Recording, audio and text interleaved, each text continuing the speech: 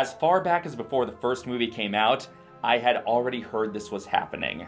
Part of me held out hope that the rumors were false, that they were going to secretly surprise everyone. But alas, it was true. They cut out the best chapter in the entire book. Cutting the Scouring of the Shire. Okay, so the Scouring of the Shire. For people who haven't read the book, you may have heard about this chapter, but you might not really know what it involves, so let me explain. When the hobbits return to the Shire, they find that all is not well. The Shire is under rough management ever since Lotho Sackville Baggins started calling himself the Chief. But since the hobbits just saved all of Middle-earth, they are well equipped to handle this threat. They quickly dispose of ruffians who had caused them trouble in their more innocent days, including Bill Ferny. They're arrested, technically, but the hobbits end up bossing around their captors more than the other way around. They find that the Shire has been devastated with ugly houses built and trees chopped down willy-nilly. They encounter some human ruffians from Isengard who tell them that Lotho answers to someone named Sharky. The ruffians try to mock and intimidate the hobbits, but they don't expect the hobbits to stand up to them, swords at the ready, so the ruffians just run away. The four hobbits decide to get all the good oppressed hobbits of the Shire together to overthrow their oppressors. Sam goes to recruit old farmer Tom Cotton, and he's like, hell yeah, finally, let's do this. And Tom's daughter Rosie is all like, go get him, Sam, and may I add, damn, you're looking fine. And the gang has gathered 100 hobbits to fight, all of whom have been wanting to stand up to the chief and Sharky, but none of whom had the courage to get things started on their own. Basically, the hobbits unionized the Shire. When the cops arrive to break this militia up, half of the cops are like, screw this, we're joining you, let's take down those bastards. And the rest of the cops just leave. They scram so fast you'd think their supervisors told them to start considering public health. Farmer Cotton mentions that the only hobbits who haven't been taken over are the Tooks because those Tooks fight back. So Pippin goes to recruit his kin to the cause. Then the ruffians come back, so the hobbit militia hides. The ruffians try to arrest Farmer Cotton, and the militia ambushes them like Ewoks. Mary's all like, get out of here. And the leader of the ruffians is like, whatever, we can take these pipsqueaks. He goes to attack Mary, and the ruffian leader is immediately shot dead by 4 hobbit arrows. The other ruffians surrender. Cotton then tells them more about what's been going on, including that Lotho's own mother Lobelia was arrested by Sharky's men. Sam finds his father, the Gaffer, and Frodo tells the Gaffer all about Sam's great deeds and newfound fame, which Rosie Cotton is very interested to hear. The Tooks arrive, more ruffians arrive, the Battle of Bywater breaks out. It's bloody. The hobbits win, but not without some casualties. But don't worry, no named characters are killed. Frodo is the only one who never draws his sword, and indeed, basically he spends the entire battle reminding the other citizens not to kill enemies who have surrendered. Apparently the hobbits have awakened their own bloodlust. The hobbits decide it's time they went to the big boss, and on their way they see that the party tree has been cut down, which is the final straw for Sam. The 4 hobbits go into Bag End, which is in shambles, and they discover Sharky there. Turns out, it's Saruman. Saruman got his revenge for the destruction of Orthanc by trying to destroy the Shire. As much as the hobbits are angry about the damage he's done, they mostly just think he's pathetic. This is what the Great White Wizard has been reduced to, taking out petty revenge on the least threatening corner of Middle-earth. Frodo insists that nobody kill him, that they just let him go and lead the rest of his sad life. Saruman repays this by trying to stab Frodo, but he's wearing the mithril, and Frodo's still like, spare him, hopefully he can get the help he needs. And this pisses Saruman off. Saruman starts to leave with Wormtongue, but Frodo says to Wormtongue, hey, you don't need to follow him. As far as I know, you haven't wronged us.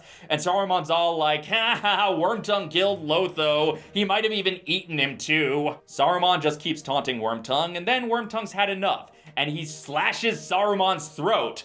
But before he can escape, he's shot dead by hobbit arrows.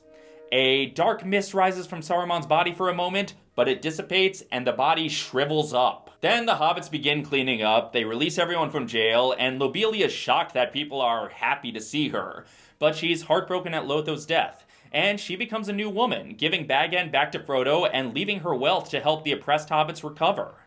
As for the 4 hobbits, they lead the various parts of cleanup.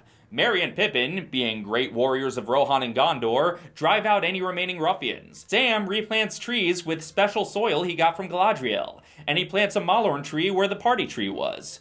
Frodo becomes deputy mayor and defunds the police. Then Sam marries Rosie and they move into Bag End with Frodo until it's time for Frodo to leave Middle-earth. Everything about it is awesome.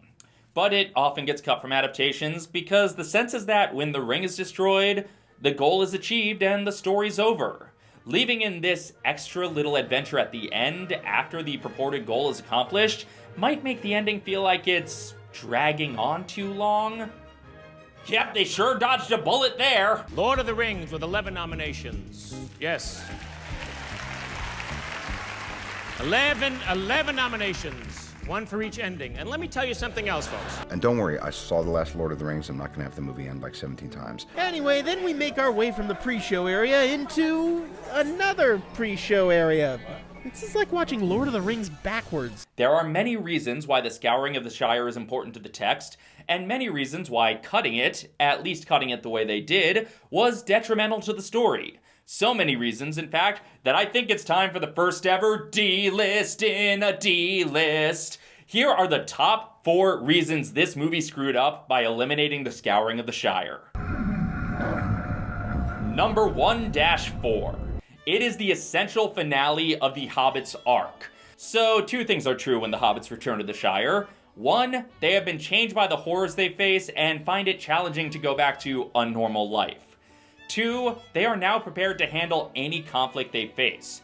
To the movie's credit, it captures 1 really well. I felt that it actually was what Tolkien had in mind, and I wanted to dramatize it. And one of the things that just about all veterans of the First World War talk about is a sense of coming home to their families and their village. They've been thoroughly changed by the experience. They've gone through horrors that they could never describe, and they literally couldn't talk to anyone about it, so therefore nobody understood.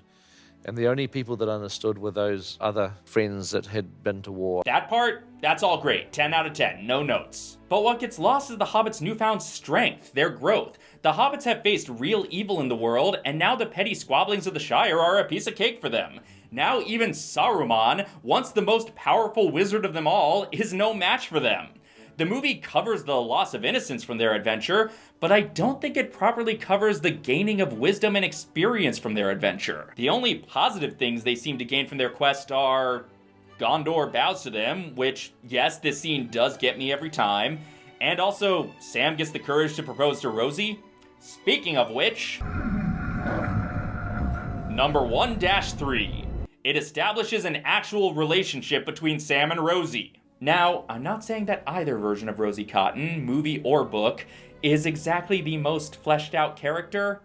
Either way, her purpose is pretty much to fawn over Sam, but the Scouring shows, actual reasons that she'd be into Sam. In the book, Rosie implies she was actually always into Sam and just waiting for him to get over his shyness, and she's all the more impressed with him now.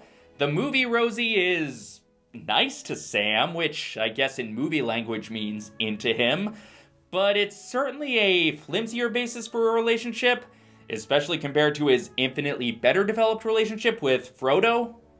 It's no wonder people accuse the movie marriage of being another case of Hollywood no homo. In the book, we get confirmation that Rosie likes Sam before we're even certain that he likes her.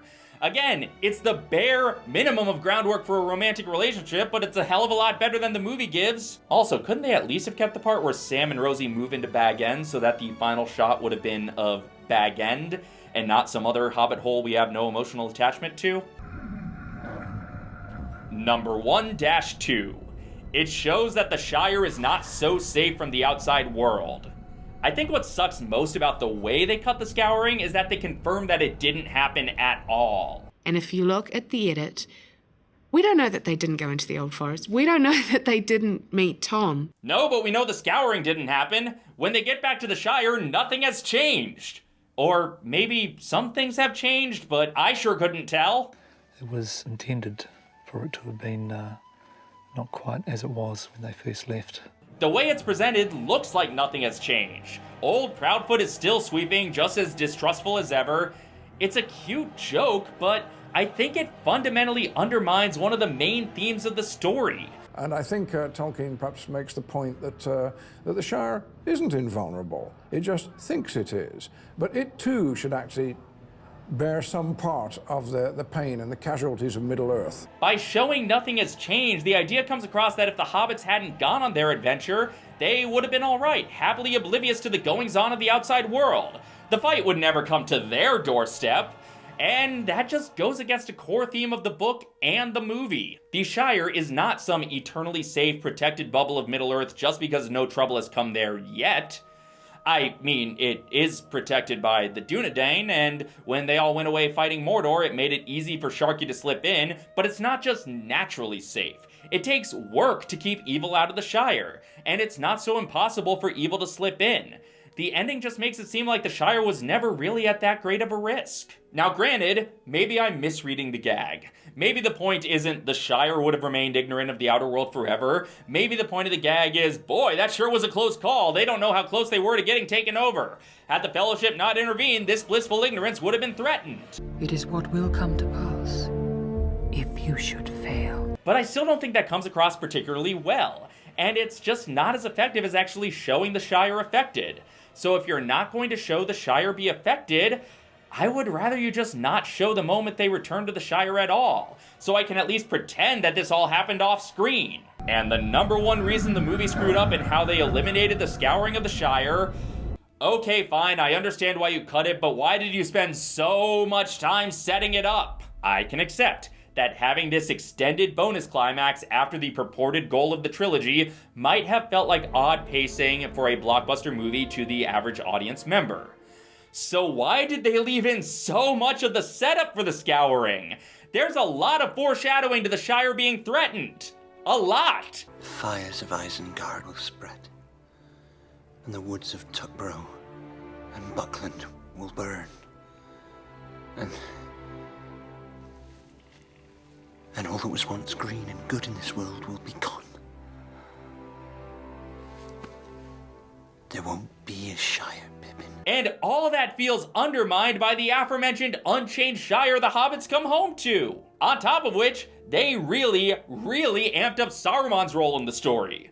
Arguably, the first two movies build him up as more of the main villain than Sauron. Of course, what we did is we elevated Saruman, in a sense, to the villainry role, and kept the Eye relatively a minor player. Some obstacles are caused by Saruman in the movie that aren't really said to have anything to do with him in the book, like the Pass of Caradhras. In the book, the implication is just that the mountain itself is mad at them for daring to cross. Gimli claims the cruelty of Caradhras predates even knowledge of Sauron. But in the movie... There is a fell voice on the air. It's Saruman! No, dude, I think that avalanche was just caused by you yelling. Saruman's role is spruced up throughout the film. His first in-person appearance in the book doesn't happen until everyone confronts him at Isengard. A scene, ironically, that doesn't even make it into the theatrical cut of the film. Every one of the many appearances he makes before that are either relayed by Gandalf or just hinted at happening elsewhere. So with the amount they built him up, you would think defeating him would be the climax of the trilogy. Instead, they take a few elements from his defeat at the end of the Scouring, put it in the Isengard scene, and relegate it to the extended editions. If you were gonna leave Saruman's defeat for the extended editions anyway, you could have extended it all the way to the Scouring. Yes, I realize there's a difference between doing a few additional scenes for a DVD and doing essentially a television episode's worth of story for the DVD, but come on! They even leave in the fact that Saruman has business dealings with the Shire.